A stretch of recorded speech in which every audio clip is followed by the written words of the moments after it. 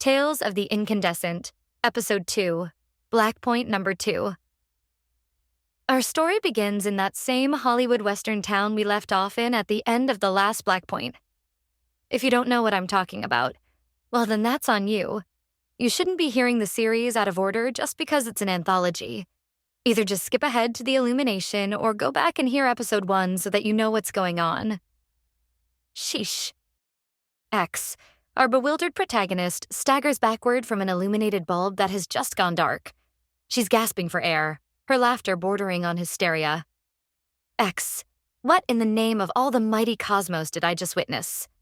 Why, her enigmatic companion stands nearby with a childlike grin on his face. Why, a Christmas miracle? X's laughter intensifies, her sides aching as she struggles to comprehend what she's just experienced. X, and the point of this was, why, illumination into worlds yet to be seen by the consciousness of reality. Entertainment, my dear, not but simple entertainment. X's laughter subsides, replaced by a stern look. X, do not call me dear. Y apologizes, and a brief exchange follows about what happens next. X contemplates leaving, but Y's mysterious contraption, which he proudly calls a giant light bulb, has piqued her curiosity. She decides to stay for another story, despite her reservations. Y pulls a plug, and we hear a horrifying scream accompanied by the sound of flesh tearing and electricity crackling. X gasps in shock as we watch a cowboy actor with an outlet in his back lurch backward as the plug is pulled straight out of him, blood spilling forth along with static discharge. X, oh my, that certainly was a brutal image. Y, yeah, things are gonna start to get freakier and freakier, trust me. X, I think Santafoot was freaky enough. And with that ominous warning, we transition to our next tale, Stone Soup. On a country dirt road in early spring, we encounter three middle-aged alchemists wearing lavish, colorful hooded cloaks. Samson in green, Bartholomew in blue, and Rubellard in purple. They're weary travelers hoping to find refuge in a nearby village. Samson, it grows dark soon. Bartholomew, aye, though a village lay ahead of us, if we keep pace, we can make it by nightfall. Rubellard, oh pray this be a fruitful village, I am so very weak of hunger. As they approach the village, their hopes are dashed. The scene before them is one of abject poverty. Sickly animals, barren fields, and not a soul in sight. The alchemists discuss their predicament, realizing that even their meager coins might be useless here. Samson, even with all the coppers in our pouches, I fear the people of this village incapable of sparing even the weeest drop of mead, if such a thing is even to be had in a place such as this. The alchemists, driven by hunger and cunning, devise a plan. They announce their presence to the village, claiming to possess great magical powers. A young man, desperate to save his sick child, emerges from his home. Samson, being that we are alchemists such as we are, our magic is capable of any transmutation. With this single stone, we can show thee how it is possible to make soup enough to feed you and your boy. The man, filled with hope, agrees to meet the alchemists at their camp outside the village. Sound of crickets chirping and a fire crackling. As night falls, we find ourselves at the alchemist's campfire. The young man arrives, eager to learn their secrets. Samson, ah, Boone, lad. He gestures a wave over to the frail, brave villager who nods and does as he is asked, going over and sitting beside Samson on a log.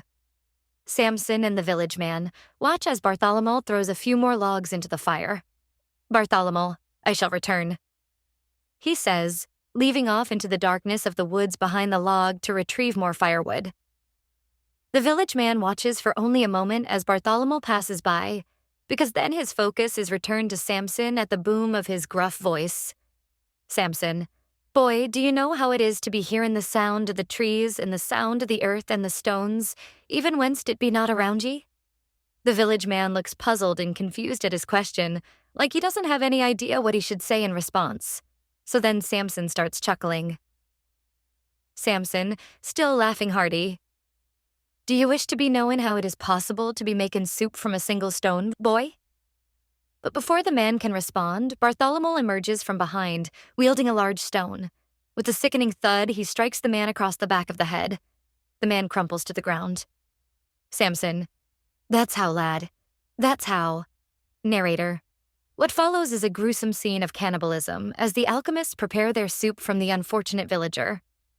As they feast, discussing the strange fear that permeated the village, an earth-shaking tremor interrupts their meal. Suddenly, a massive rock golem bursts from the tree line, its intentions clearly malevolent. In a terrifying turn of events, the golem devours Bartholomew whole, rips Rubillard in half, and finally catches Samson in its stony grip. The last thing we hear is the sickening crunch as the golem bites off Samson's head, popping brain matter out and splattering it everywhere in bloody, pulpy puddles. It would seem that this is how one is to truly make soup, from naught but a single stone. Blackpoint Number 3. We return to X and Y, now finding themselves in a serene field of tall grass on a warm summer's day. Dragonflies flit about, and a majestic weeping willow tree provides shade for Y's strange contraption. X, visibly confused, looks around at their new surroundings. X. We've changed locations. Y. Huh? Oh yeah, that happens sometimes. X, still trying to make sense of it all, presses Y for answers about their mysterious transportation. Y. Stop asking me questions like that. Ask me questions about the stories. X hesitates, then asks about the bizarre Santa-foot creature from an earlier tale. Y dismisses her fixation, reminding her of the even stranger elements in the story they just witnessed. X. Yes, I can't much say that I enjoyed that, honestly. Do you have something, perhaps less, stomach-churning for the next one? Y. Pull the plug, find out. X notices a wire dangling from the willow's branches, connected to Y's light bulb contraption. As she reaches for it, she hears Y whistling an eerie, unfamiliar tune. X. What was that tune you were just whistling? Y merely snickers and continues his unsettling melody. X, her curiosity overcoming her apprehension, grasps the wire and gives it a firm tug. In that instant, a cascade of sparks erupts from the willow's branches, setting the tree ablaze. X staggers backward in shock as the light bulb flares to life, its blinding radiance engulfing the scene.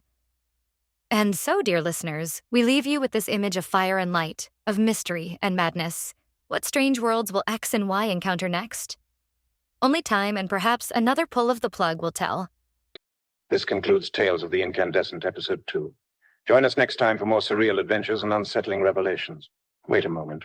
Who am I? What's going on? Is this what my life is?